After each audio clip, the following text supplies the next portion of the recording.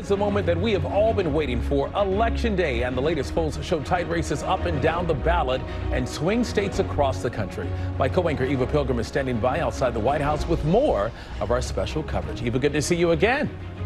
Hey there, DeMarco. When you look at how this election will be decided, it will come down to those battleground states, and they call it that for good reason. These purple states can and have gone either way, and there are a lot of complex dynamics at play. Let's go to ABC senior national correspondent Steve Osunsami on the ground in Atlanta, Georgia. Steve, Georgia surprised people and flipped blue in the last presidential election. You live there. You have covered Georgia for years.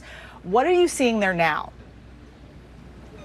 Well, we're going to be paying close attention today to that demographic change that has resulted in sort of the political change here in Georgia. As you said, we're now sort of a purple state. Joe Biden won in 2020. We have 2 Democratic senators.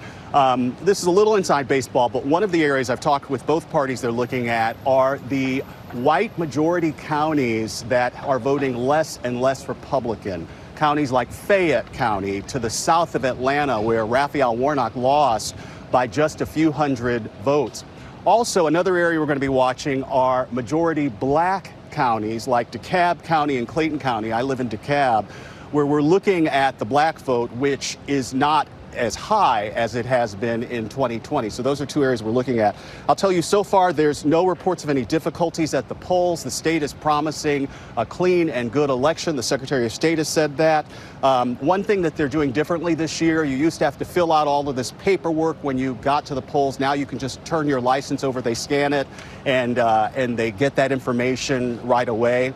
I can tell you, I've got a little bit of a show and tell, something that people who aren't from Georgia can relate to when this is all said and done tonight. It will mean the end of this.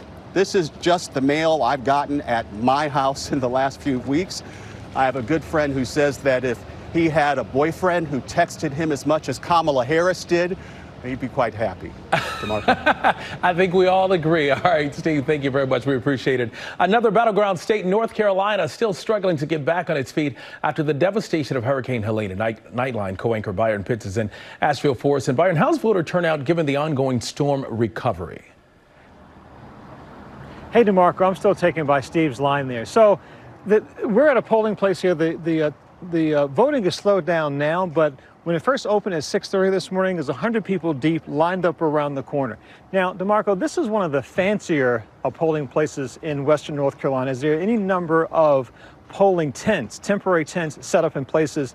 This region was devastated, as you mentioned, by Hurricane Helene. Now, despite billions of dollars in damage, more than 100 people killed, many of them in this part of the state, western North Carolina outpaced the rest of the state in early voting. A local pastor here called that the miracle in the mountains. And that's something I think that happened because the election workers here worked so incredibly hard. It also speaks to the hardiness and the good spirit of the good folk in this part of the state who, despite their personal hardships, take seriously their responsibility and right to vote. And they've come out in large numbers. Now, there are 16 electoral votes up for grabs in North Carolina. That's really important, vitally important to the Trump campaign, because this North Carolina is the only battleground state that Trump won in 2020 and by a small margin. As for the Harris people, they like their chances. They've outspent the Trump campaign and they have a larger ground game. Polls close here tonight at 7:30, and expectations are we could have the results relatively early. Eva? Yeah, seeing those people able to vote and get those ballots in is really, truly inspirational, Byron. Thank you. Now let's turn to ABC's Mireya Villarreal. She is in Las Vegas, Nevada, where a large number of voters there identify as independents. Mireya, how you doing? Hey, Eva, listen, I don't know if you or DeMarco are poker players by any chance, but I'm going to give it to you in true Vegas style here. Those nonpartisan independent voters, that's like a lot like that last card that you get in a poker game known as the river. It's almost always a game changer and definitely an unknown. And here's how that breaks down. Right here in the state of Nevada, over 300,000 nonpartisan independent voters came out during early voting. So yes, we saw Republicans come out, definitely ahead of, increasing of the Dems in this state, but those nonpartisan voters will be absolute game changers. And let me tell you, it's not over, right? Today is the day, Election Day, and we are making history in Vegas. Take a look right behind me. This is Allegiant Stadium. It is the home of the NFL Raiders, and this is where voters will get to cast their vote for the first time in history. Nevada is a battleground state, 6 electoral votes here, the smallest of the swing states, but still very important. Dems have held strong here, building a blue wall with the help of service industry organizations like the Culinary Union, and they're also banking on the Latino vote because here in Nevada, 1 in 5 voters are Latino voters. Let me tell you, this is not a monolithic group. They have told me what's important to them are the issues like the economy, cost of living, and immigration as well. So definitely a lot for us to digest and cover throughout the day. Eva?